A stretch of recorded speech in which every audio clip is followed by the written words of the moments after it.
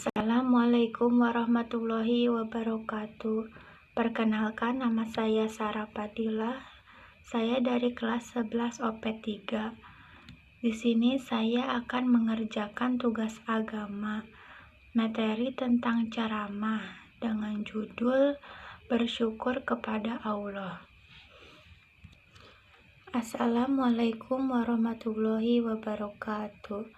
Segala puji Allah yang telah melimpahkan nikmat dan karunia-Nya kepada kita yang mana tidak dapat kita hitung satu persatu. Atas izin dan karunia-Nya pula kita dapat berkumpul kesempatan yang berbahagia ini. Sholawat beserta salam semoga senantiasa tercurahkan kepada junjungan Nabi besar Muhammad SAW. Karena perjuangan-perjuangan beliaulah kita dapat merasakan nikmatnya iman dan Islam. Allah Subhanahu wa Ta'ala telah melimpahkan begitu banyak nikmat dan karunia-Nya yang tiada terhingga kepada sekalian makhluk di alam jagat raya ini, tanpa membedakan apakah mereka beriman kepadanya atau tidak. Inilah bukti kasih Allah kepada setiap makhluk ciptaannya. Kita setiap saat merasakan nikmat dan anugerah Allah. Ketika udara yang kita hirup, setiap hembusan napas yang kita rasakan adalah bukti bahwa Allah tidak akan melepaskan anugerahnya kepada kita. Sedetik saja Allah melepaskan anugerahnya, tentunya kita tidak dapat merasakan indahnya yang hidup ini. Betapa banyak nikmat yang karunia yang diberikan Allah kepada kita sehingga kita tidak dapat menghitungnya. Allah tentang hal ini dalam Al-Quran surat Ibrahim ayat 34. Dan jika kamu menghitung nikmat Allah, kesalahan kamu dapat menghitungnya.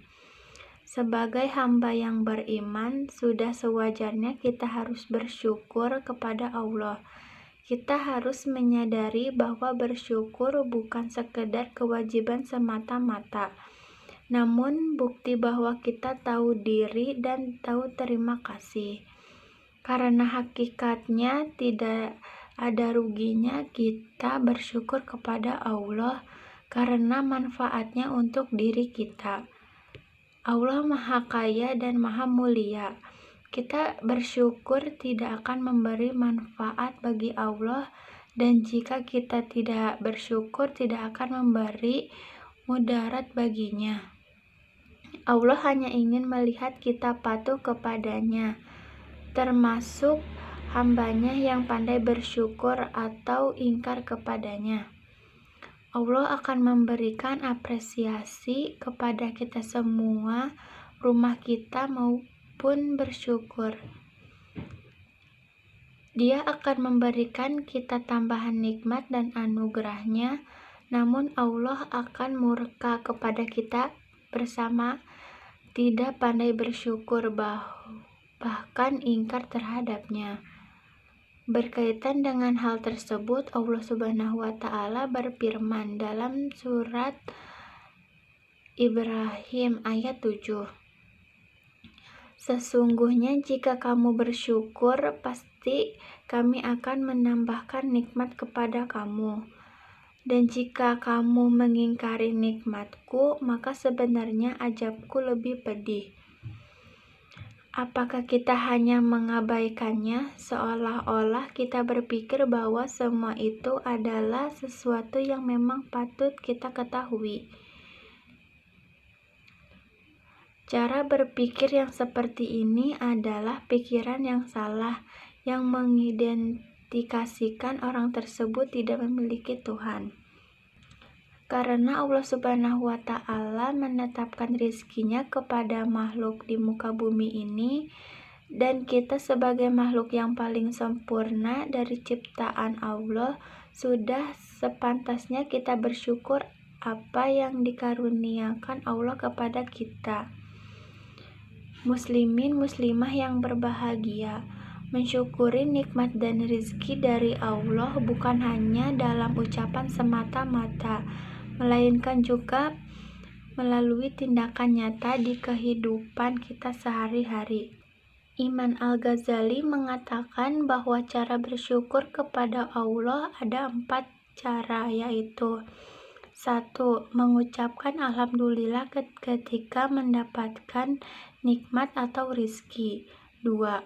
Meyakini dengan sepenuh hati bahwa nikmat tersebut berasal dari Allah. 3. Mempergunakan nikmat tersebut dengan sebaik-baiknya pada jalan raya demi memperoleh keridhaan Allah. 4.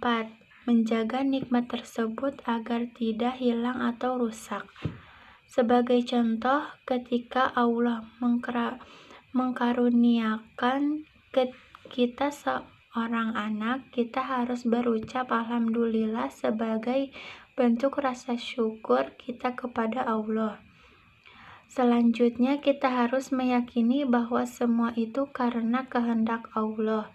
Mengapa demikian? Karena telah banyak pasangan suami istri yang sudah menikah puluhan tahun belum juga dikaruniai seorang anak.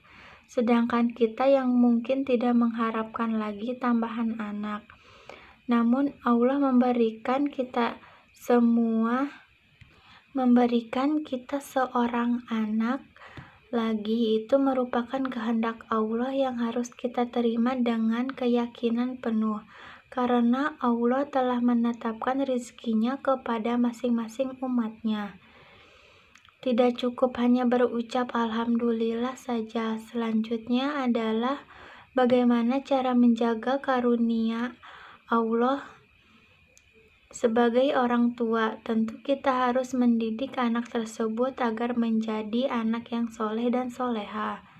Berkaitan dengan nikmat berupa harta, Nabi Muhammad SAW telah mengajarkan kepada kita semua bahwa seseorang yang meninggal karena mempertahankan hartanya, jiwa dan kehormatannya dari kejahatan yang dilakukan oleh orang lain, maka ia tergolong dalam orang yang mati syahid dan akan dimasukkan ke dalam surga.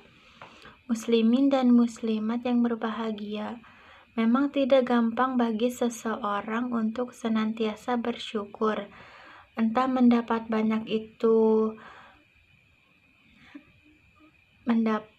banyak atau sedikit, belum tentu orang tersebut mampu untuk bersyukur. Yang mendapat banyak bisa jadi malah gila harta, takabur dan lain yang dapat merusak hati dan iman. Yang mendapatkan sedikit kadang-kadang itu tidak cukup dan lain sebagainya. Allah telah menciptakan hal tersebut dalam Quran surah Saba ayat 13. Dan sedikit sekali hambaku yang pandai bersyukur. Hadirin sekalian yang dimuliakan oleh Allah, marilah kita pandai-pandai bersyukur kepada Allah. Sekecil apapun nikmat yang kita terima, kita harus mensyukurinya. Bila kita terbiasa bersyukur atas nikmat yang Allah berikan,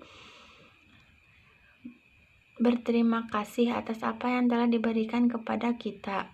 Karena pada hakikatnya orang yang tidak bisa mensyukuri nikmat yang kecil, dia juga tidak bisa mensyukuri nikmat yang besar. Akhir kata, bila ada kesalahan atau ucapan, mohon minta maaf. Wassalamualaikum warahmatullahi wabarakatuh.